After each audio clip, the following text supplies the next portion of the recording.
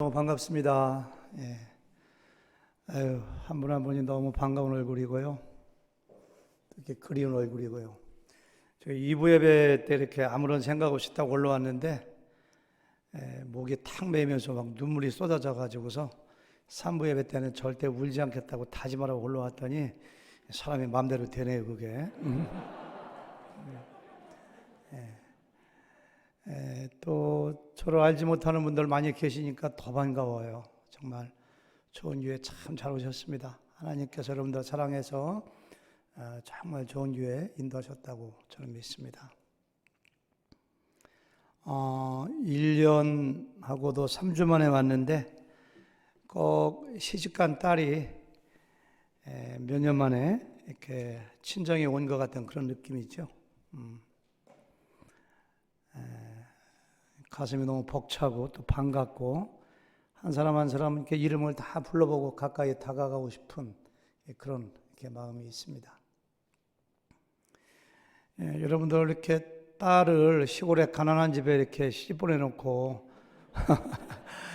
가끔 들리는 소문이 뭐 시어머니한테 구박받는다는 얘기도 들리고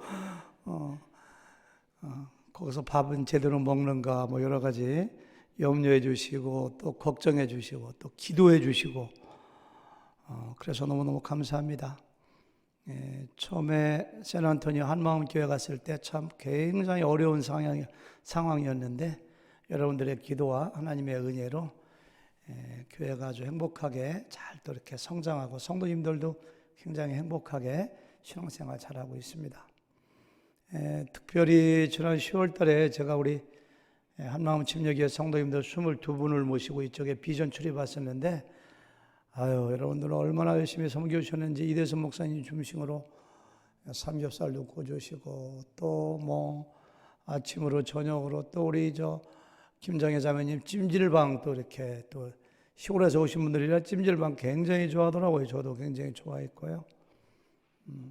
또 재워주시고 저희들에게 큰 격려가 되고 다시 한번 감사드리고 무엇보다도 저 혼자 감당하기 힘드니까 또 여러분들이 허진 목사님 또 파송해 주시고 해서 이렇게 지금까지 잘 지냈습니다. 정말 다시 한번 여러분들에게 깊이 감사드립니다. 이대서 목사님이 그냥 저를 사랑하셔가지고 지난 7월 8월 달부터 한번 오셔야 됩니다. 여러 번 말씀하셨죠. 제가 그때마다 제가 사양을 했거든요. 근데 이대서 목사님이 한번 또 말씀하시면 쉽게 포기하지 않는 성격이 계시더라고요. 한번 얘기하면 그냥 끝까지 물건으로 지셔갖고 제가 힘들었던 적이 많은데 이제 더 이상은 오라고 안 하시겠지 했는데 12월 중순에 또 전화하셔가지고 창립 기념 예배 때 꼭 오셔야 됩니다. 그래서 저는 안 갑니다. 아무리 시골의 작은 교회지만은 이제 첫 주일부터 교회 배울 수가 없습니다. 그래도 오셔야 됩니다. 계속 그래서 한번 은퇴한 목사는 쉽게 저는 가면 안 된다고 배웠습니다. 그래서 어디서 그딴 걸 배웠습니까? 그러시더라고요. 제 아내한테 배웠습니다. 그러니까 그런 건 안 들어도 됩니다. 그냥 오세요. 하더라고. 그래 왔습니다, 목사님. 네. 뵈니까 너무너무 반갑고요. 감사합니다.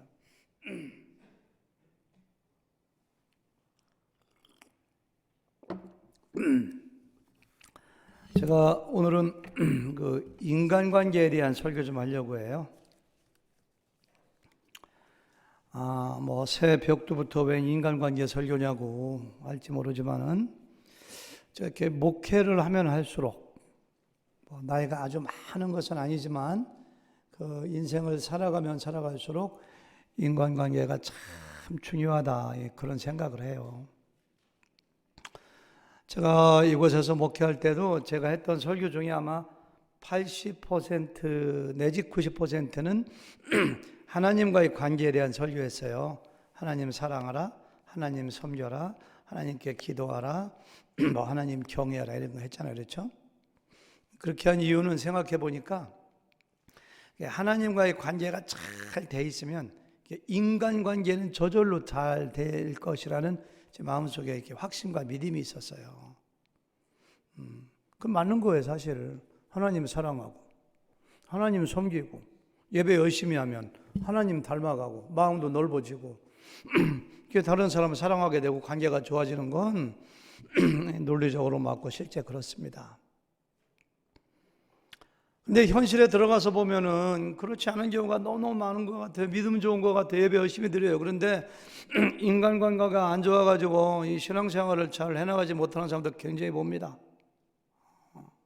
대체 왜 그런가? 하나님의 관계가 잘 되어 있으면 인간관계가 좋아지는 건 사실이고요. 인간관계가 잘 되어 있지 않으면 교회 생활이 해피하지 않습니다. 교회 사랑하지 못하게 돼요. 교회 자꾸 오고 싶지 않아요. 신앙생활이 다운돼요. 다운. 우리 양 날개가 있는데요. 하나님 관계, 인간 관계는 서로 톱니바퀴처럼 맞물려 가지고 서로 상호작용을 해요. 서로. 그래서 제가 인간관계에 대한 설교를 좀 많이 할 걸 이런 생각도 들고, 오래전부터 그런 생각을 했어요. 몇 개월 전부터. 성경에 나오는 인물들 보니까요, 아브라함을 보세요, 이삭을 보세요, 야곱을 보세요, 엘리야를 보세요, 모세를 보세요, 다윗을 보세요, 바울 보세요. 인간관계가 나쁜 사람이 없어요. 물론 처음에는 미성숙할 때는 싸우기도 하고, 야곱 같은 사람 바울도 싸웠잖아요. 바나바하고. 있지만은 결국은 인간관계가 잘 될 때 사역도 되고 하나님께 이렇게 쓰임 받더라고요.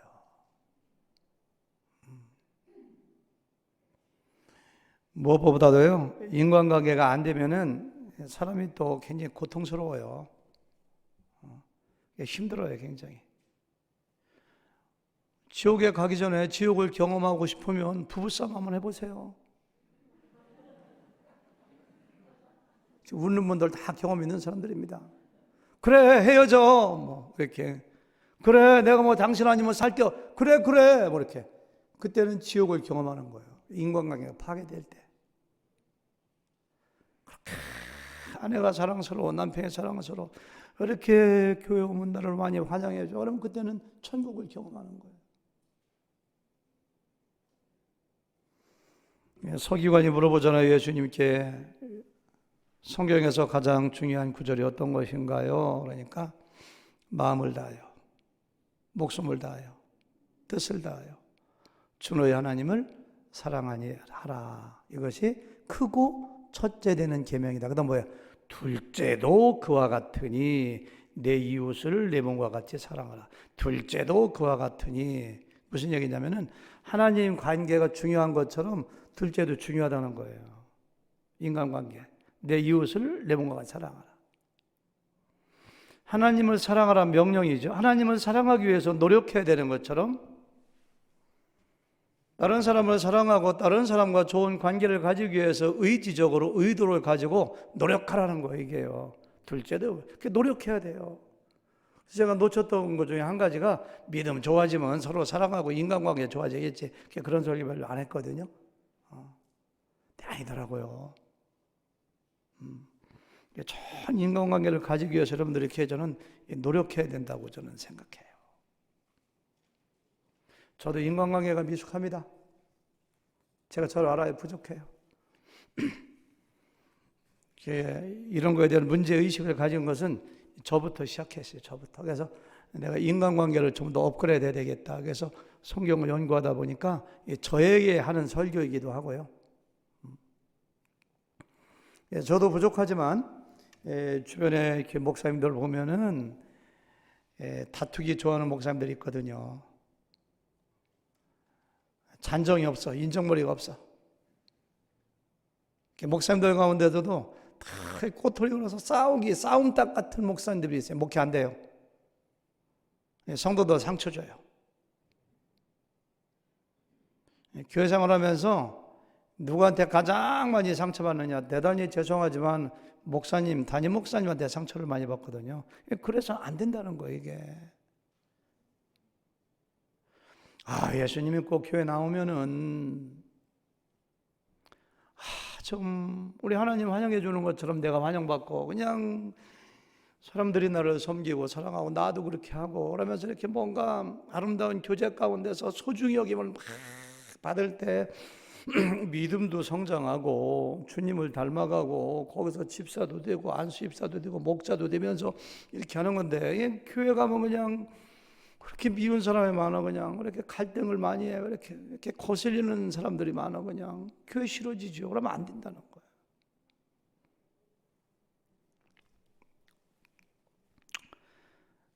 여러분들 다윗을 잘 아시잖아요.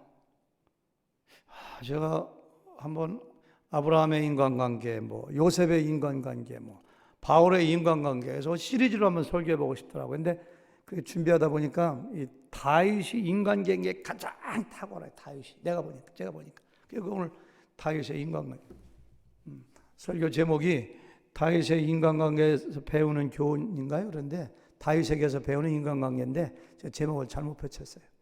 다윗에게서 배우는 고차원 인간, 고차원이더라고요. 아내한테 그런 얘기하니까 뭐가 고차원이요?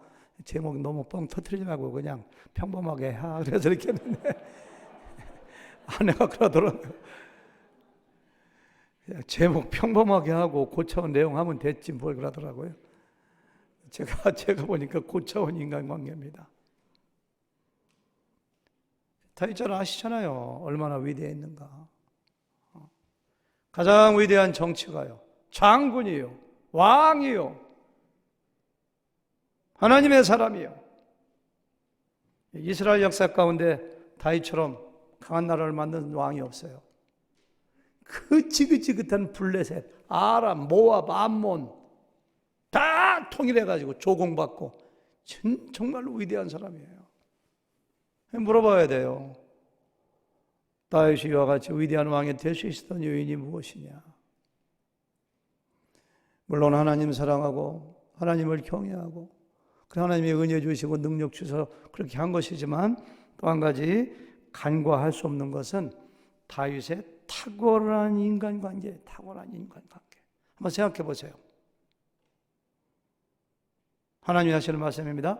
내가 이새의 아들 다윗을 만나니 내 마음에 합한 자라. 내 마음에 쏙 든다는 거예요.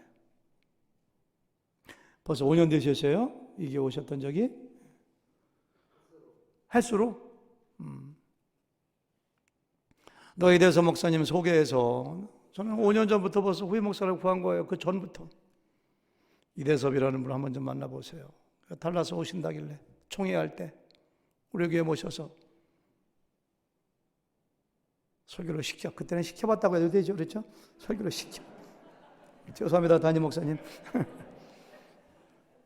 우리 교회 성도님들 눈치가 빨라가지고 오 목사님 이렇게 젊은 어린 종을 설교 안 시키는데 어린 종을 시키는 거 보니까 담임 목사로 시키고 눈치 빠르더라고요.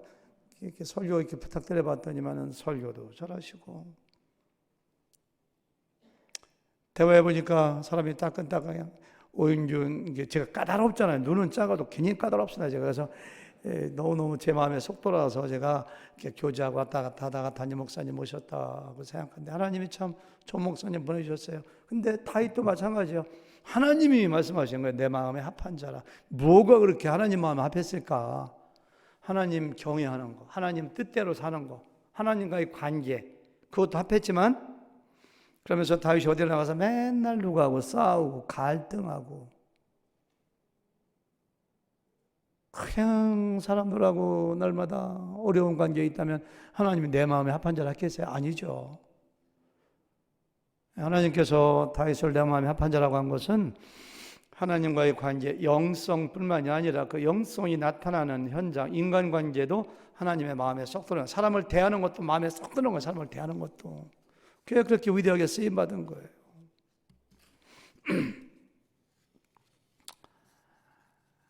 사무엘서 저자는 사무엘상, 사무엘하를 다 기록한 다음에 이제 사무엘하가 24장까지 있잖아요. 근데 오늘 23장에서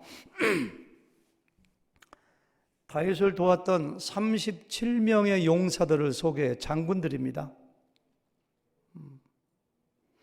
이름을 소개하고 업적을 소개해요. 이름만 소개한 사람도 있지만 세용사도 소개하고 그 다음에 두 번째 세용사 또 30명의 용사 이렇게 37명을 소개를 해요.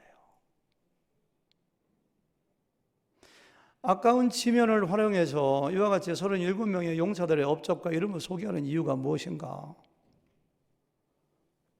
다윗이 위대한 하나님의 신정왕국을 이뤘던 것은 다윗도 혼자 한 것이 아니라는 거예요. 37명의 충성스럽고 헌신적인 돕는 사람이 있었기 때문이라는 거예요. 37명의 용사가 어떻게 다윗에게 붙었는가? 다윗의 인간관계를 얘기하는 거예요. 인간관계. 다윗의 공동체가 이런 공동체였다는 거예요. 이런 공동체. 지금 한국에서도 지금 대선이 한참이잖아요. 어느 후보자에게 능력 있고 좋은 엘리트 그룹이 사람이 많이 모여야지 정권을 잡는 거예요. 마찬가지예요. 지금 그거 지금 얘기하는 거예요. 지금 말하자면. 오늘 기도해 주신 이근희 입사님이 사무엘상 사무엘하 전문 강사인데 맞죠? 근데 저하고 공부도 많이 하고 사무엘상을 제가 얼마나 많이 읽어봤겠어요. 옛날에 제가 수요일마다 강의 설교도 하는데 이번에 제가 사무엘상 16장부터 32장까지 17장, 사무엘하 1장부터 24장, 다윗에 대해서 41장에 기록하겠는데 그걸 제가 정독을 다 해서 인간관계, 다윗의 인간관계라는 측면에서 이렇게 체크해 보니까요, 다윗의 탁월한 인간관계가 한 11가지, 12가지 이렇게 정리할 수가 있겠더라고요. 이래서 목사님은 3시간 설교하라면 그거 다 하겠는데 다 할 수가 없으니까 4가지로 압축하고 뺄 거 빼서 4가지로 한번 설명을 해볼게요. 네, 사무엘서 저자는요 37명의 용사를 소개하다가 오늘 우리가 읽었던 본문에서 다윗이 겪었던 에피소드 하나를 갖다가 소개하고 있어요. 블레셋 백성들이 쳐들어왔습니다. 다윗은 그 아둘람이라고 하는 성에 포진하고 있고 블레셋은 쳐들어와 가지고 상당히 밀고 올라왔어요. 그 베들레헴까지 쳐들어왔어요. 베들레헴을 점령하고 있어요. 베들레헴은 다윗의 고향입니다. 전쟁이 지루하게 이어져요. 군사들은 지쳐가요. 6개월 됐는지 1년 됐는지 계속 전쟁이 이어집니다. 근데 다윗이 무심코 자기도 모르게 한마디 해요. 저 베들레헴 성문 곁에 있는 우물에 시원한 물 좀 누가 나를 위하여 떠다 줄꼬, 이렇게 무심코 한 거예요. 근데 3명의 병사가 그 이야기를 듣고 목숨 걸고 칼 가지고 촉지를 쳐가지고 물을 떠가지고 왔더라, 이렇게 했어요. 다윗의 이 말은 물 떠오라는 명령이 아닙니다. 그냥 자기 어렸을 때 먹었던 물맛이 그립다는 얘기일 수도 있고요. 아니면 전쟁이 오래 길어지니까 빨리 누가 좀 점령해가지고 전쟁이 끝났으면 좋겠다는 자기 바람을 무심코 그냥 혼잣말로 얘기한 거예요. 근데 3명의 군사가 목숨 걸고 나가서 물을 떠오는 거예요. 다윗이 물을 이렇게 참 보니까 기가 막혀요. 물 한 바가지가 뭐라고. 내가 경솔하게 말한 거 후회도 되고, 이 부하들이 자기의 목숨 걸고 물 따온 거 보니까 그냥 너무 눈물 나기도 하고 기가 막히게 하고, 그래서 물을 주께 부어드렸다, 이렇게 땅에 쏟았다는 거예요. 물을 땅에 쏟으면서 다윗이 하는 얘기가 있잖아요. 주님, 이 물을 제가 어찌 감히 마시겠습니까? 이 물은 목숨을 걸고 다녀온 새 용사의 피가 아닙니까? 이렇게요. 그러면서 사무엘서 저자는 한마디 덧붙입니다. 새 용사가 바로 이런 일을 하였다. 어떤 공동체인가를 얘기해 주는 거예요. 무심코 던진 다윗의 평범한 소원 한 가지 말, 혼잣말처럼 한 거에 목숨 걸고 다윗을 기쁘게 해주려고 생각하는 그 충성스러운 용사들의 모습, 자기 부하들의 섬김을 당연한 것으로 여기지 아니하고 주님께 쏟아부리고 이 물을 마시지 않고, 이 물은 물이 아니라 저 용사들의 피야 피 하는 다윗들의 부하에 대한 사랑과 그 모습을 보세요. 이것이 다윗의 공동체라는 거예요. 이런 공동체가 있었기 때문에 위대한 국가를 만들어가고 하나님의 뜻을 이루는 신정국가를 만들었다는 거예요. 다윗의 인간관계를 얘기하는 거예요. 평상시에 다윗이 자기의 부하들을 툭하면 기합 주고 앞으로 나오라고 해서 쪼글 때 뛰게 하고 머리 박게 하고 막 그냥 막 욕하고 했으면은 물 먹고 싶다고 했으면 지가 뜯어먹지. 왜 그래 이렇게 하지? 그게 떠오겠어요 그게? 평상시에 다윗의 인간관계를 얘기해 주는 거예요 그게. 꼭 기억하세요.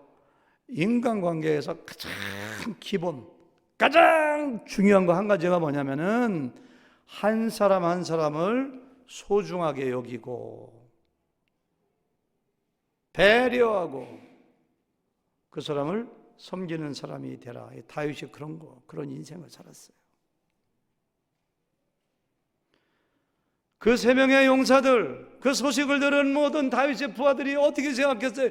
와, 다윗 왕이 우리를 이렇게 소중하게 우리 이렇게 사랑하시는구나. 너는 다윗을 위해서라면 목숨을 바칠 수가 있어. 이렇게 결심하지 않았겠어요?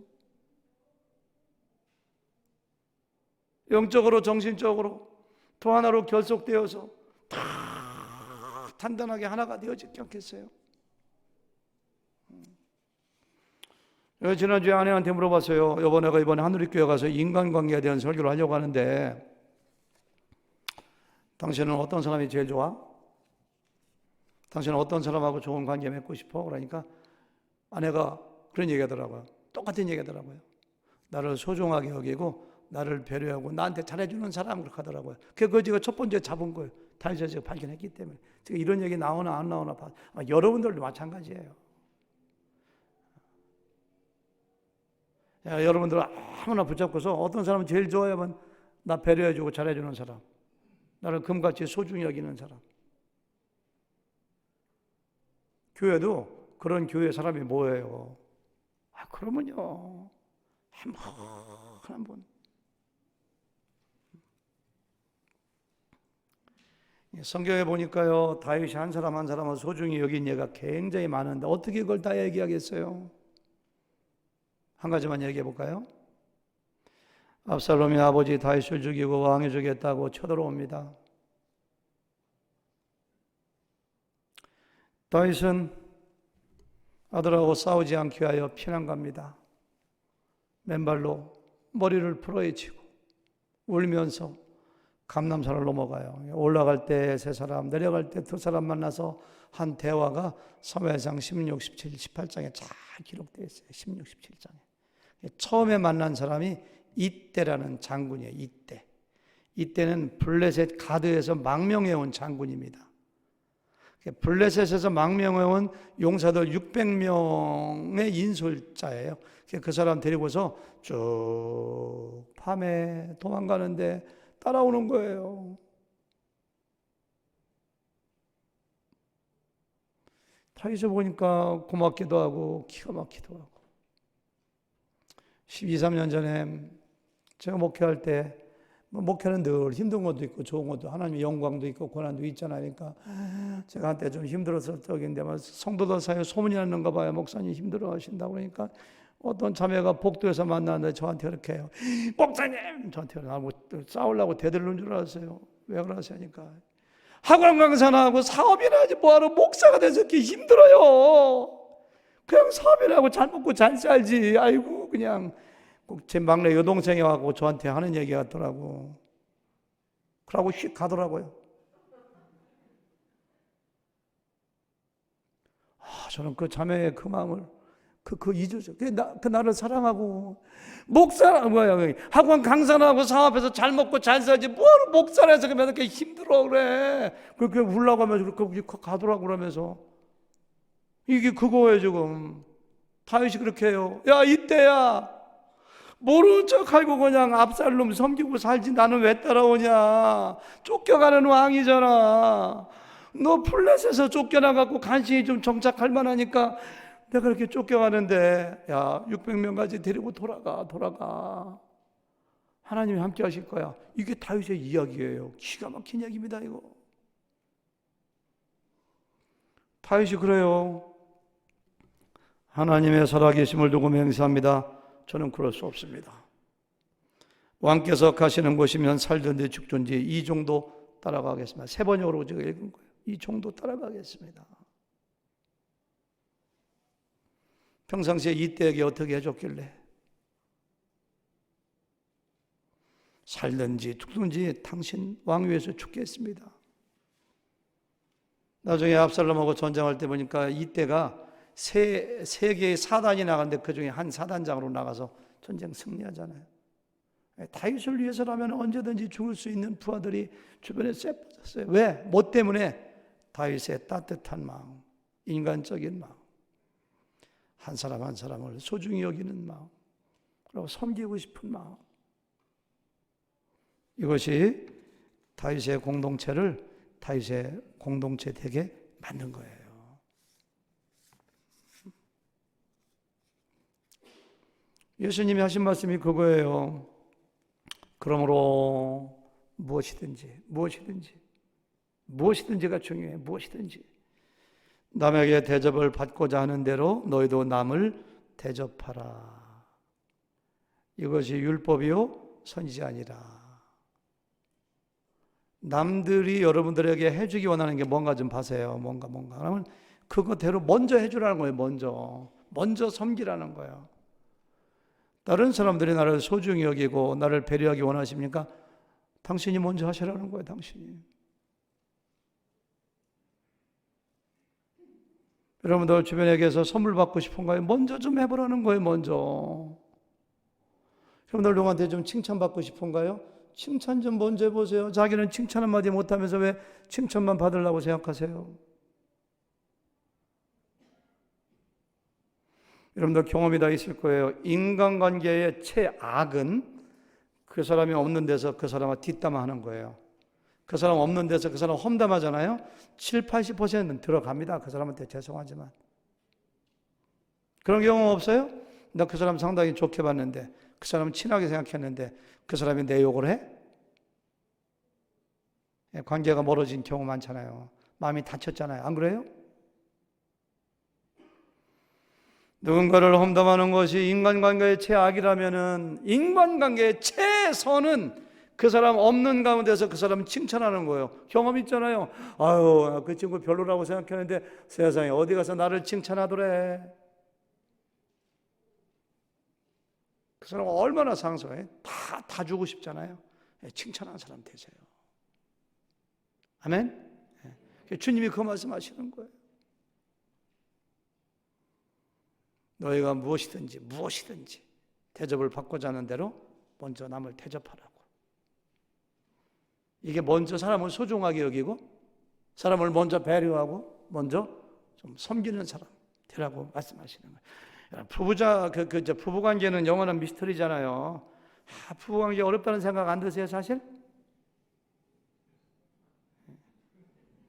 다들 고개를 조금씩 끄덕여. 옆에 있는 부인이 볼까봐 크게 못하고 이렇게 조금씩 하는데. 이 원리를 적용하면 부부관계도 그냥 끝나버립니다. 아니 내가 이 나이 돼가지고 그냥 내 아내한테 이런 대접 받아야 돼? 아직까지 내가 찬밥 내가 끓여 먹어야 돼? 이렇게 먼저 해줘 보시오. 아내한테 좀 먼저 내가 이 집구석에 가지고 한 게 얼마나 많은데 남편한테 내가 이 대접 받아야 돼?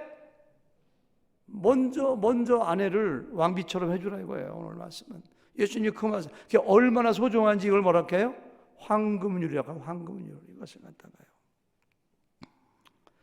성경은 먼저 섬기고 먼저 대접하는 걸 섬기는 삶, 이렇게 섬기는 삶, 이타적인 삶, 다른 사람을 위해서 이타적으로 사는 삶 이렇게 해요. 여러분 기억하세요. 예수님이 그 구원받아 하나님에게 자녀가 되었다는 것은 단순히 죽어서 천국 간다는 것이 아니라 이 세상에서 나를 위한 삶이 아니요 다른 사람을 위한 삶으로 변화되었음을 이야기하는 거예요. 이게 구원받은 자의 삶의 목표고 가치관이에요. 가치관. 고린도서 5장 15절 그가 모든 사람을 대신하여 죽으심은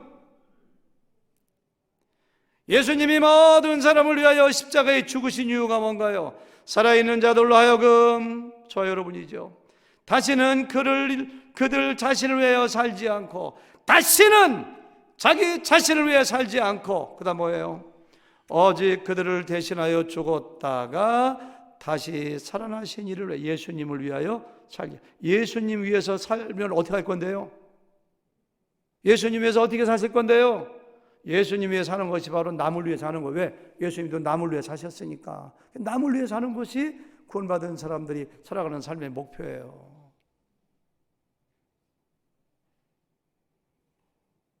남 배려하지 않고 그냥 이기적이어서 자기만 쌓아놓고 자기만 부자다, 나밖에 몰라. 대단히 죄송하지만 영은 구원받았는지 모르지만 아직도 하나님이 원하시는 사람이 되려면 모르는 거예요. 먼저 섬기고 먼저 소중히 여기고 먼저 배려하고. 이런 사람들이 모인 교회가 얼마나 천국이 될까요? 아내와 남편이 이렇게 된다면 그 가정이 얼마나 천국이 될까요? 그런 걸 얘기하는 거예요. 여러분들 왜 건강하셔야 되는가요? 왜 많이 배워야 되는가요? 왜 여러분들 성경 공부해야 되나? 왜 돈을 많이 벌어서 부자가 돼야 되는가요? 그 돈 쌓아서 다 뭐 하려고? 다 쓰지도 못할 건데. 남을 섬기기 위해서. 다른 사람들에게 주기 위해서. 다시 한번 강조합니다. 여러분들 옆에 있는 사람은 가장 가까운 이웃을 소중하게 여기세요. 그 사람을 배려하세요. 그 사람을 섬기세요. 그러면은 여러분들의 인간관계가 천국이 됩니다. 행복합니다. 사역을 감당합니다. 그 사람이 바로 주님 닮은 사람이고 하나님 닮은 사람이에요. 예수님이 세상에 계실 때 가는 곳곳마다 그냥 사람들이 떼거리로 몰려와요. 어떨 때는 막 예수님 숨잖아요. 배 타고 가고 막 거기까지 쫓아와요. 오병이어 때는 남자 어른만 5천 명이니까 애들 여자까지 2만 명도 넘을 거예요.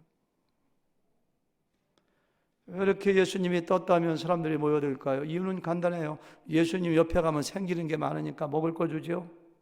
병자도 고쳐주죠. 생전 들어보지 못한 하나님 말씀 듣죠. 환영해 주죠. 사랑해 주죠. 예수님 옆에만 가면 뭔가 마음이 편해.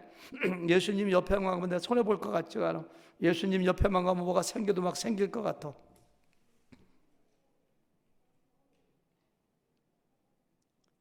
다윗은 쫓기고 있어요. 한나라 왕이 3,000명의 특공대를 데리고 죽이려고 쫓아와요. 아둘람 동굴에 숨었어요. 망할 사람이에요. 사람들 눈에 볼 때는. 근데 왜 400명, 600명 사람들이 모여들었을까요? 다윗 옆에만 가면 손해볼 것 같잖아. 다윗 가까이 붙어있으면 뭔가 인생이 바뀔 것 같아. 뭔가 다윗 옆에만 가면 마음이 편하네. 다윗이 막 신뢰가 되어져. 자기만 사는 사람이 아니요. 그러니까 빚진 자, 환난당한 자, 억울한 자, 원통한 자 400명 모였다가 600명 되잖아요. 그 사람이 다윗 왕국의 엘리트 그룹이 되잖아요. 그 사람들이. 여러분들 이미지가 어떤 이미지인가 좀 물어보세요.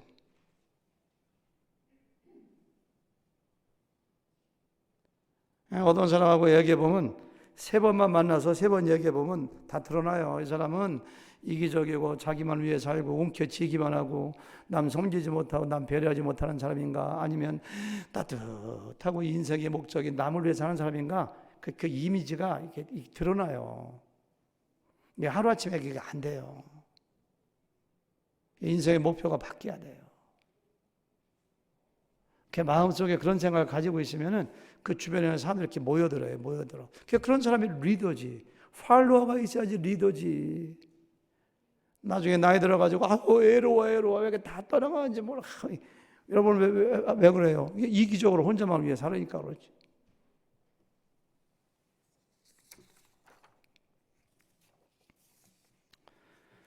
재성을 가진 사람 DNA에 이기심이 있어요. 이기적인 존재이기 때문에 여러분들 제 설교 듣고 섬겨야지, 주는 사람 돼야지 이렇게 소중하게 결심한다고 안 됩니다. 하루아침에 인생의 목표를 바꿔버려야 돼. 아주 그냥 내 인생의 목표는 섬기는 거다. 사람을 소중하게 여기게 바뀌게. 그러고 늘 기도하잖아요. 기도하면은 하나님께서 이렇게 고쳐주세요. 하루 이틀. 거기에 행복이 있는 거예요. 꼭 주변 사람을 소중하게 여기시고 그 사람을 배려하고 섬기는 여러분 되기 바랍니다. 아멘? 아멘. 두 번째, 다윗에게서 배우는 인간관계 두 번째는요, 다윗은 주변 사람들을 성공시키는 축복의 통로가 되었어요. 여기 나오는 다윗 왕국의 최고 엘리트 그룹 37명이 머리가 좋거나 금수저 집안이거나 공부를 많이 하거나 뭐 돈이 많아가지고 이렇게 리더가 된 게 아닙니다. 아까 얘기했잖아요. 사무엘상 22장, 사무엘 한가?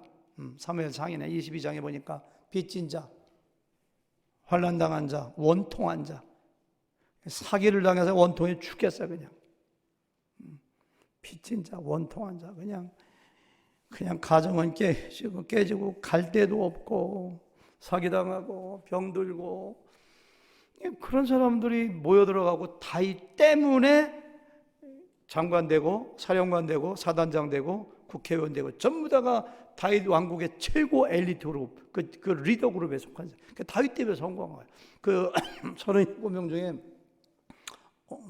제가 엘러지가 있어서 그렇습니다.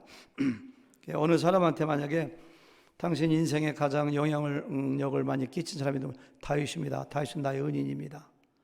다윗 때문에 제 인생이 바뀌었습니다. 다윗이 아니었으면 저는 이미 죽었습니다. 좀 더 이런 사람들이에요. 그럼 인간관계 끝난 거죠. 거기서 다윗 때문에 살았다는데, 다윗 때문에 자기가 사령관이 됐다는데, 다윗 때문에 국회의원 됐다는데.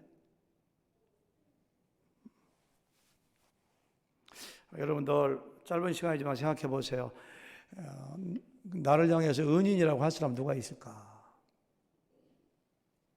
내가 그 사람을 성공시켜준 사람 누가 있을까? 내가 축복의 통로가 되어서 그 사람이 잘 된 사람 누가 있을까? 한번 좀 생각해 보세요.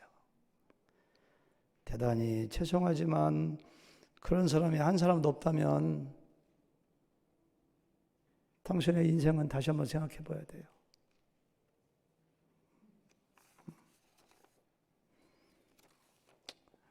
오늘 집사님 두 분이 사이가 너무 좋아요. 나이 차이가 한 10살 차나 7살 차이 나나 너무 좋아. 그렇게. 아마 시험관 갔더니 그 나이 젊은 집사님이 그래요. 왜 이렇게 사이가 좋냐고 하니까 그 집사님은 저에게 은인입니다. 그렇게 해요. 왜요? 6.25 때 구해줘서요? 그게 아니고요. 제가 미국 처음 와서 사업하다가 망해가지고 팬크럽시 나고 돈이 하도 없고 너무너무 힘들 때 그 집사님이 저에게 3만 불을 가져왔어요. 3만 불을 주면서 집사님 이거 가지고 다시 일어서 봐. 나한테 갚을 생각하지 말고. 그러니까 3만 불을 던져놓고 갔어요. 그 돈 가지고 지가 일어서서 지금 이렇게 됐잖아요. 두 분 다 지금 우리 하늘교회 잘 나와요. 두 분 다. 저쪽에 앉아 계시네. 제가 쳐다보면 누군지 눈치채니까. 그분은 우리 친형보다 제가 더 고마워하는 분입니다. 우리 친형보다 더 낫습니다. 돈 3만 불 가지고 은인 된 거예요. 은인. 뭐 그분은 돈이 많아서 그분 돈 많은 분 아니더라고요. 근데 그분의 인생의 목적은 섬기는 거예요. 섬기는 거. 두 사람은 친형제보다 더해요.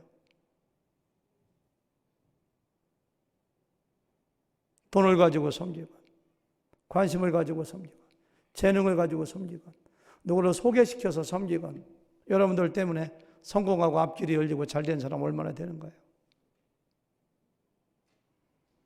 제가 1월 달에도 우리 교회에서 사역하다가 한국에 가신 분들하고 전화통화를 여러 분들하고 하는데 어떤 분이 그래요. 목사님, 제가 목사 한 수 받을 자격도 안 되는데 목사님이 배려하셔서 목사 한 수밖에, 저는 목사 한 수 잘 주는 목사였었거든요. 너무 감사합니다. 어떤 목사님이 그러더라고. 수원지구 CCC 대표이신 이중태 목사님이 저한테 전화해요. 목사님은 평생 죄송해요 제 자랑, 평생 저의 스승입니다. 목사님, 와서 이렇게 고마워하더라고. 제 자랑 같아 죄송해요. 이 목회자는요, 사람들을 잘 되게 해주는 직업이기 때문에 참 좋은 것 같아요. 이다솜 목사님 복 받으셨습니다. 그런 일을 하시니까. 실망한 사람들에게 용기를 불어넣어주고, 복음 전하고, 앞길을 열어주고. 제가 지난달에 12월 달에 한국 갔었거든요. 한국 가서 한 20일 정도 있다 왔는데, 제주도에 아주 절친 목사님이 거기 계셔서 그 집에 가서 일주일 있다 왔어요. 잠자는 거 6시간, 7시간 빼놓고 아침에 일어나면 5시 정도 되면 그 목사님 부부가 와 얘기하기 시작해서 밤 11시에 헤어지잖아요. 그러면 24시간을 같이 붙어야 잠잘 때 안 빼놓고 그렇게 할 얘기가 많고. 저녁에 이제 우리가 예배를 드리자 해서 예배했는데 나한테 설교라고 하더라고요. 제가 세 분 앉혀놓고 또 설교로 40분 했네요. 또 즉석 설교 찬송하고 간증하고 밤 11시까지. 그 이튿날로 예배 드리는데 제가 이 목사가 설교해 오늘은. 그러니까 알았어. 자기 설교하더라고요. 4, 5분 동안 말씀 전하다가 간증하겠습니다 하더라고요.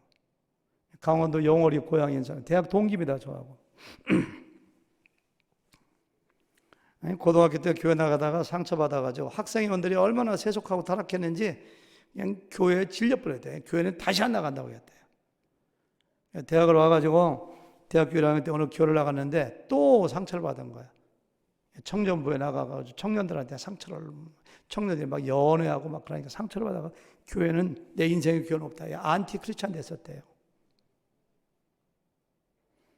대학교 2학년 때 자기 학교 끝나고서 이렇게 시내를 벗어나서 이렇게 오는데 저 앞에 자기 반 학생이 하나가 자전거를 끌고 오더래요. 야, 너 어디 가? 그러니까 어디 좀 가려고. 이거 뭐야? 그러니까 뒤에 뭐 영어 사전에 책 같은 걸 잔뜩 싸가지고 너 어디 가는데 해서 나 자취하는데 돈이 너무 없어가지고 이거 전당포에 잡히려고 그래. 이러면서 가더래. 그래서 그래? 너무 딱해 보이더래. 그래서 저희 형님이 보내준 하숙비가 있어가지고 하숙비를 내주면서 야, 그 학생이 책을 잡히면 어떡하냐. 이거 가지고 살아. 그것이 계기가 돼서 너무 친한 친구가 됐대. 대학교 2학년 때 그 친구하고. 2학년이 다 지나가고 기말고사 끝나고 학년말고사 끝나고 종강하는 날 그 친구한테 연락이 왔다. 야, 우리 집에서 내 지금 자취하는데 우리 집 종강 파티 하자 해서 친구 3명이 그 친구까지 이렇게 3명이 모여가지고 그 자취하는 친구가 돼지고기 한 그릇을 고추장에 달달 볶아놓고 막걸리 3대를 사다가 이렇게 그 양푼에 담가놓고 막걸리 돼지고기 파티를 했대요. 2시간 동안 그냥 이런저런 얘기 한참 하다가 헤어질 때가 됐는데 그 친구가 그러더래요. 성경책 2권을 요만한 거 2권을 이렇게 포장가지고 두 사람한테 주면서 야, 너희들도 예수 믿어. 막걸리 먹고 전도한 거예요. 너희들도 예수 믿어. 예수 믿으면 천국과 구원받아. 이 성경책 집에 가서 딴 거 가지고 성경책 방학 때 읽어봐. 그러고 얼큰한 가운데 3명이 그러고 헤어졌대요. 저는 그 돼지고기 비계하고 그냥 막걸리 마신 게 하도 맛있고 너무 따뜻하게 느껴져서 영월에 돌아가서 그냥 성경책을 계속 읽고 이렇게 했고, 그래서 3학년 딱 되어가지고 개학했는데 그냥 돼지고기 막걸리 대접해진 친구가 안 왔더래요. 첫날도 안 오고 두 번째 날도. 그래서 물어봤대요. 애들한테 이게 어디 갔냐 이렇게 하니까 친하게 지낸 친구더래요. 너희들 구원 위해서 산에 산기도 금식기도 갔어 이렇게 하더래요. 산기도가 뭐요? 금식기도가 뭐요? 이렇게 돼요.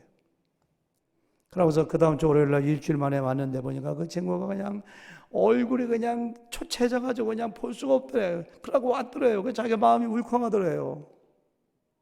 그래서 자기한테 예수님 믿으라고 하더래요. 그러고 CCC를 가자고 하더래요. CCC를. 그래서 자기 마음이 열렸대요. 그래서 전도받아서 예수님 믿고 예수님 믿으니까 너무 좋고.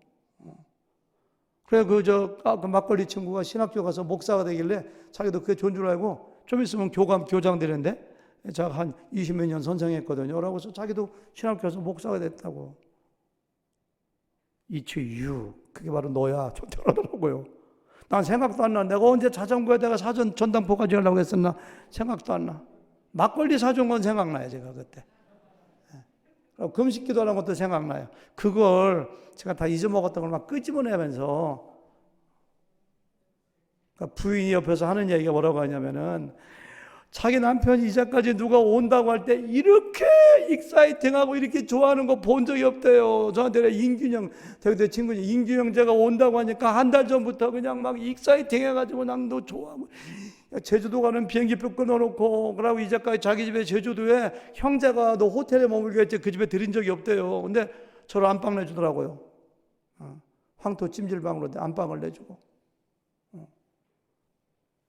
아주 뭐 비행기 값에 마시는 거 하루 3끼 맛집 데려가고 용돈 주고.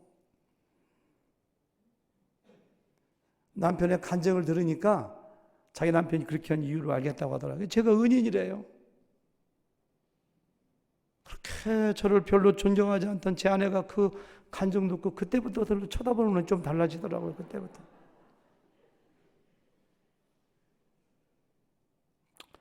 누군가에게 복음을 전해서 구원받게 하는 것이 최고의 은인 만드는 거예요. 은인 만드는 거예요. 여러 가지 방법이 있지만 여러분들 주변 사람들에게 축복의 통로, 이건 성경적이에요. 하나님이 아브라함 불러놓고 제일 먼저 하신 말씀이 너로 인하여 모든 민족이 복을 받으리라. 아브라함의 후손 예수님을 통하여 복을 받는 것처럼 여러분들이 예수님의 제자이고 하나님의 자녀라면 우리 예수님 가족이잖아요. 최악은 여러분들이 누구한테 피해 끼치면 안 돼요. 누구한테 축복의 통로가 되길 바랍니다. 아멘. 이것이 인간관계 두 번째. 큰일 나네. 좀 세 번째, 네 번째 짤막하게 할게요. 세 번째는요. 다윗은 세 번째 뭐냐면은 주변 사람들을 적으로 만들지 말고 친구로 만들어라. 이렇게 했어요. 적으로. 내 적이 하나 있으면은 그 사람이 방방곡곡 동네만에 다니면서 나에 대한 험담, 악담 다 해가지고 내 인간관계가 전부 다 단절돼요. 인생을 살다 보면 누가 싸워야 될 길이 많잖아요. 시시비비를 갈 때도 있고요. 성격이 틀리고 의견 틀려 싸울 때도 있고요. 뭐 이해관계가 얽히게 싸울 일이 굉장히 많아요. 근데요, 꼭 싸워야만 할 때 당신의 반응이 당신의 인격이 어떤 것인가를 결정해요. 싸울 일 많아요. 목회할 때도 싸울 일 많아요. 져주는 거 연습해야 돼요. 내가 치는 거, 내가 모욕당하는 거 연습해야 돼요. 그러면 그 사람이 그때는 이긴 것 같지만 언젠가는 나한테 무릎 꿇어요. 내가 잘못했어. 내 친구가 되는 거예요. 다윗은 그런 사람이에요. 다윗은 지혜가 있어가지고 한 나라를 통치하는 왕으로서 그걸 깃들어 봐요. 딱 깃들어 봐가지고 꼭 싸워가지고 원수가 될 때에 그 사람과 싸우지 않고 자기의 친구를 만들어요. 아마 압살롬하고 싸워서 다윗이 질 것 같아요. 예루살렘 생이 얼마나 초롱성인데 아들하고 싸워서 이겨도 지는 거예요. 그냥 도망가요.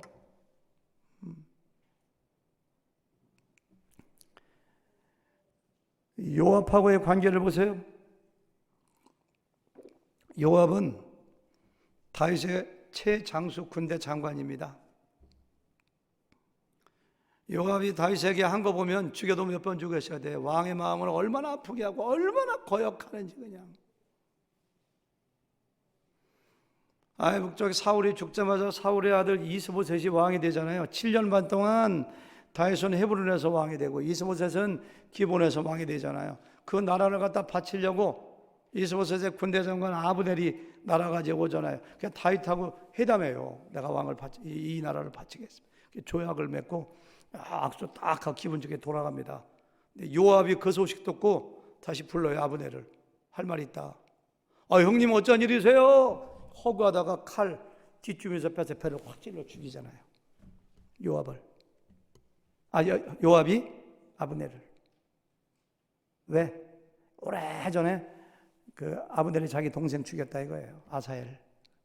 그 개인적인 감정 가지고 다윗이 땅을 칩니다. 금식하고 울면서 조가를 지면서 이렇게. 나 요압 죽일 줄 알았거든요. 요압 안 죽여요. 한 말도 안 해요. 기가 막힌 형성입니다. 이거. 압살롬하고 전쟁할 때 다윗이 모든 병사들 다 들으라고 그래요. 특별히 요압에게 내 아들 압살롬을 너그러 여기 대해주라. 내 아들 죽이지 마. 내 아들 생포하더라도 전쟁은 이기되 내 아들 죽이지 마. 전쟁 나가서 열심히 싸웁니다. 어떤 놈이 와가지고 어떤 병사가 요압에게 저기 압살롬이 나무에 머리가 얼마나 수심하는지 그냥 왕관 같아. 그냥 말 타고 가다가 나무에 탁 걸려고 대롱도 매달려 있어요. 하니까 요압이 그 병사, 야 네가 죽여. 저는 못 죽입니다. 왕이 죽이지 말라고 했잖아. 그래? 내가 죽이지. 창을 빼가지고 그냥 심장을 팍 압살롬을 죽여. 자기 왕의 아들 죽이지 말라고 그렇게 왕이 부탁했던 사람을. 그 소식을 듣고 그냥 다윗이 그냥 대성통곡해야 돼. 압살롬아 내 아들아 내 아들아 압살롬 내 아들짜리를 4번 압살롬을 4번 불러. 압살롬아, 압살롬아, 내가 너를 대신하여 죽었으면 좋았는데 압살롬아, 압살롬아. 대성통곡을 해요. 전 그 다음에 요압 죽일 줄 알았어요. 안 죽여요. 압살롬과의 전쟁이 끝나고 국민 통합을 위해서 아마샤라고 하는 압살롬을 따랐던 사람을 군대 장관 세워요. 요압이 그걸 못 봐요. 똑같은 방법으로 아마샤도 죽여요. 칼로 가까이 허구하는 척하다가. 정말 같이 하고 싶지 않은 인간, 정말 포기하고 싶은 인간, 인생을 살다 보면 그런 사람들이 있죠. 주변에 엮이고 싶지 않은 인간. 근데 다윗은 그 사람을 안고 가요. 왜? 내가 요압을 죽이고 원수 만들면 요압을 따르는 사람들이 다 나의 원수가 되거든요. 어떤 목사님 한 150명 정도 목회하는데 부목사가 자기 말 안 듣고 마음에 안 든다고 하루아침에 잘라버리더라고. 부목사를.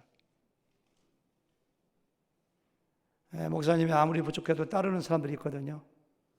그러니까 20-30명이 들고 일어나가지고 목사님, 우리 부목사님을 왜 그만두게 막 따지고, 그래서 뭐 막 얘기하고 하니까 그럼 우리가 나가면 되지. 그 목사님 따라 나가서 개척했어요. 그런 교회가 얼마나 많아요. 이 담임 목사가 다윗한테 배워야 돼요. 그런 목사님도 안고 가야지 끝까지.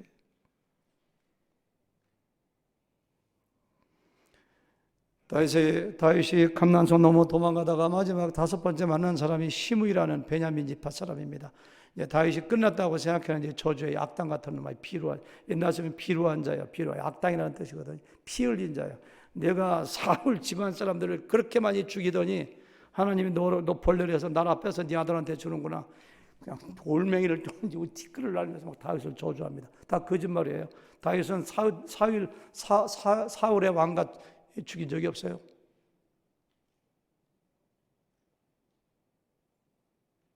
참 기가 막히니까 옆에 있는 누구야 그 장군이 그래요. 저 개 같은 자의 목을 베을 거예요.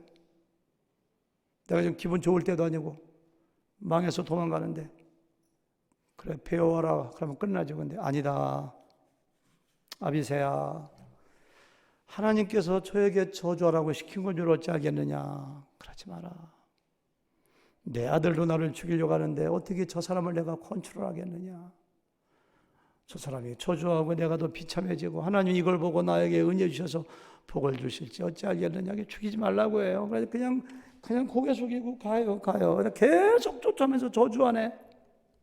근데도 그냥 가요. 만약에 시므이를 죽였다면 지금 백성들의 통합을 이루어야 되는데 베냐민 지파가 가만히 있겠어요? 다윗은 폭군으로 전락하는 거예요. 폭군으로. 안 죽여요.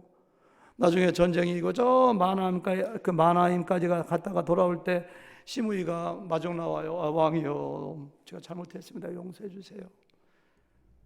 다윗이 가만히 보니까 안 되겠거든요. 자기 아들이 왕 됐을 때 두 사람, 그래서 나중에 솔로몬에게 유언하잖아요. 요압하고 시므이는 제명에 죽게 두면 안 된다. 가만두면 너한테 힘들게. 하나님의 뜻에서 심판하는 거예요. 나중에 솔로몬이 죽입니다. 두 사람을. 근데 그때는 안 죽여요. 그러니까 인간관계에는 지혜가 필요해요. 통찰력.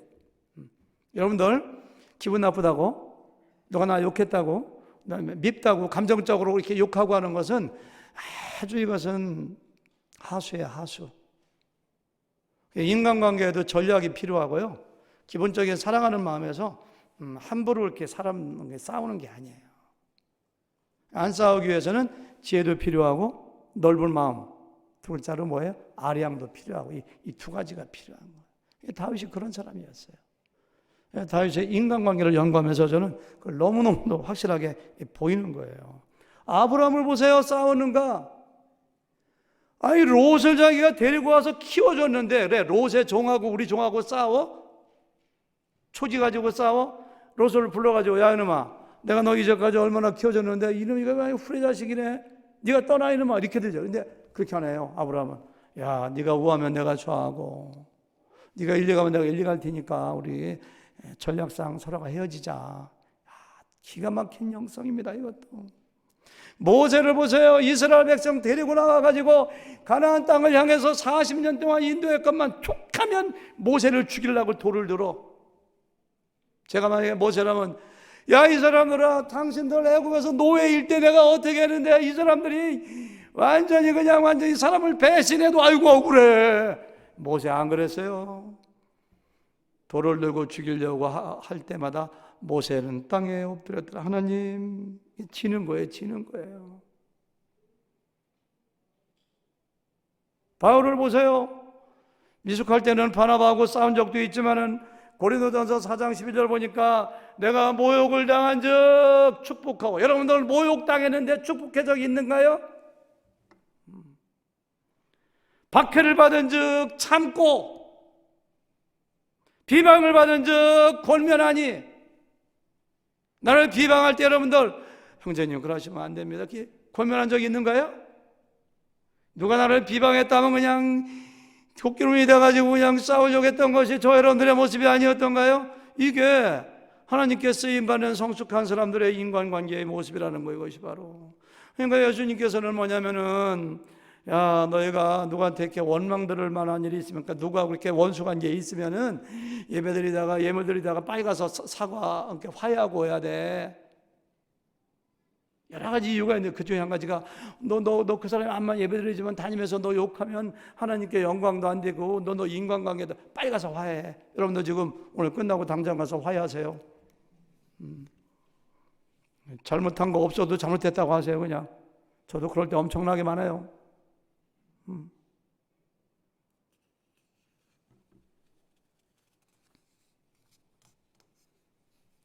최고의 인간관계는 사람들하고 친구 되는 거예요. 친구. 화해하는 거예요. 화해. 바울은 로마서 12장에서 할 수 있거든 너희로서는 모든 사람과 더불어 화목하라. 뭐든 할 수 있거든. 할 수 있거든이 하고 말문 말고 그게 아니라 최선을 다해서. 현대인의 성경에 보니까 뭐라고 하냐면 가능한 최선을 다해 모든 사람과 사이좋게 지내십시다. 이렇게 얘기하고 있어요. 그렇게 돼야 돼. 여러분들 주변에 나하고 관계가 어색한 사람, 원수된 사람 한 명도 없어야 돼요. 아멘? 마지막 네 번째, 바울은요 매사에 바르고 공정한 정의에 입각한, 그러니까 사람들에게 존경받는 사람이 됐어요. 여러분 어떤 사람과 가까이 하고 싶어요? 나에게 잘해주는 사람, 주관적으로 나에게 잘해주는 사람도 가까이 하고 싶지만은 내가 존경하는 사람, 바른 사람, 공정한 사람, 마음으로 그냥 막 흠모하고 존경하는 사람은 가까이 가고 싶잖아요. 막 따라가고 싶잖아요. 존경받는 사람 돼야 돼요. 다윗이 얼마나 공정하고 바른 사람인가, 그런 예가 굉장히 많아요. 하나만 얘기해 볼게요. 엔게디 동굴에 숨어 있잖아요. 사울왕이 죽이려고 3,000명의 특공돼 가지고 쫓아오잖아요. 와, 확률이 10,000분의 1도 안 되는 거예요. 사울이 성큼 들어오네. 볼일 보러. 사울은 아무것도 안 보여요. 다윗은 다 보고 있어요. 칼로 치면 죽는 거예요. 그냥. 제가 만약에 다윗이라면 별 생각 다 들었을 거예요. 와, 드디어 하나님께서 사울을 내 손에 맡기는구나. 어떻게 하필이면 동굴이 많은데 이 동굴을 내 앞으로 하나님이 기회 주시. 이거 내가 안 하면 하나님께 벌 받아. 이렇게 할 수도 있잖아요. 야, 내가 7, 8년 전에 왕으로 기름 부음 받았는데 이제 드디어 내가 왕이 될 때 이때가 그때네. 이렇게 할 수 있어요. 아니, 얼마 전에 그냥 아히멜렉 제사장 85명하고 모든 가족을 한 칸에다 죽여버리더니 이 왕을 가만두면 더 죽여. 이거 지금 내가 죽여. 우리 이 나라를 위해서 죽여야 돼. 이렇게 할 수도 있잖아요. 아니, 얼마 전에 신접한 무당에 가서 점치고 왔는데 이런 미치가기 왕을 여기서 안 죽이면 어떻게? 죽일 이유가 너무너무 자기 마음속에서 들려오는 소리가 죽여야 된다는 거예요. 옆에 있는 부하들도 왕이에요. 지금이 그때입니다. 죽이세요. 하나님이 준 기회입니다. 여러분 같으면 안 죽이겠어요?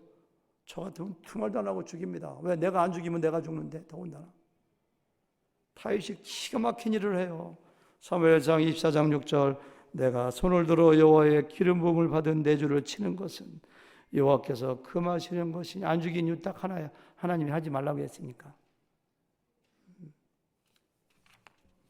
다윗은 자기의 개인적인 감정이나 생각이나 환경에 대하여 움직이는 사람이 아니라 하나님의 뜻, 오직 하나님의 말씀만 쫓아가는 사람이었습니다.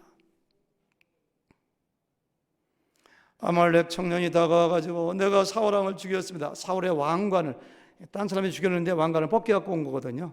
사울의 왕관을 가지고 팔찌를 갖고 와. 내가 사울을 죽였습니다. 시글락에 있을 때. 세상적인 원리로는 자기를 쫓아오고 자기를 죽이려고 하는 사울왕을 죽인 사람을 벼슬 주고 금은 보화로 상 줘야 되는 게 정상이죠. 모든 삼국제나 모든 한국의 역사 읽어보세요. 다 상 줍니다. 좀 다 벼슬 줍니다. 다윗은 그렇게 하지 않았어요.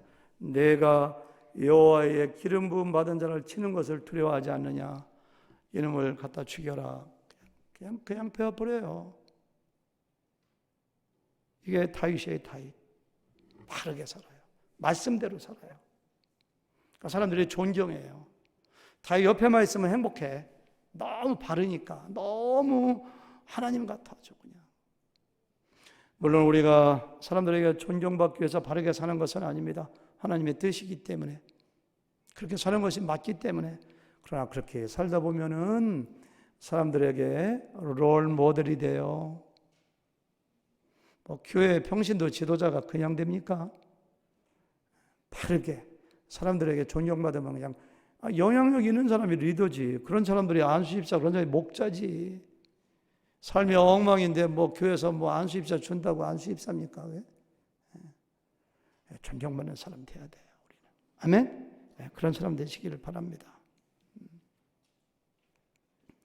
팔이 안 오르고 보면 안 돼요. 나하고 친하다고, 내 자녀라고, 나한테 그 전에 해줬기 때문에 교회에서 회의할 때도 내가 저 사람 편 들어줘야지. 이렇게 공정하게, 바르게, 다윗처럼. 네 가지 얘기했거든요. 기억나세요? 첫 번째 뭐죠? 한 사람 한 사람 소중히 여기고 배려하고 섬기기가 최고의 인간관계 만드는 거예요. 두 번째는 뭐예요? 사람들을 성공시키는 축복의 통로. 우리가 그렇게 부름 받았으니까. 세 번째는 뭐예요? 꼭 싸워야 될 때 적으로 만들지 말고 친구로 만들어라. 마지막 네 번째가 뭐예요? 바르고 공정하고 정의롭게 말씀대로 살아서 존경받는 사람들.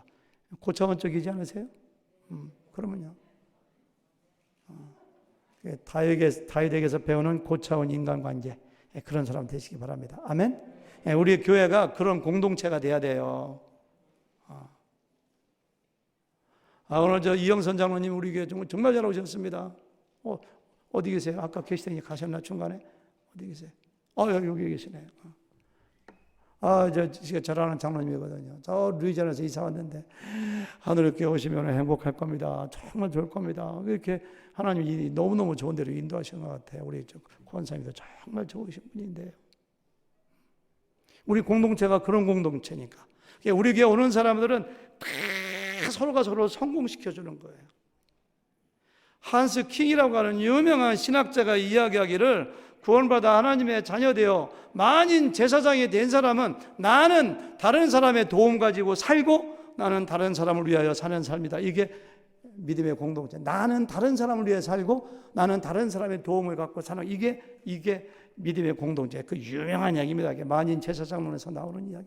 우리 교회가 그런 공동체예요. 그런 공동체. 교회만 나오면 행복해. 교회만 나오면 사람들이 나를 사랑해줘. 교회만 나오면 나를 인정해줘. 나를 막 섬겨줘. 교회를 더 머물고 싶어. 나도 저 사람처럼 되고 싶어. 그 교회가 그렇게 돼야죠. 이것이 바로 다윗의 아둘람 공동체입니다. 우리 하늘이 교회가 그런 교회가 되시기를 주님의 이름으로 축원합니다. 아멘. 하나님 감사합니다. 다윗의 아둘람 공동체처럼, 다윗처럼, 예수님처럼 우리가 그렇게 사람들을 사랑하고 섬기고 성공시키는 그런 사람들 되도록 축복하여 주시옵소서. 예수님의 이름으로 기도합니다. 아멘.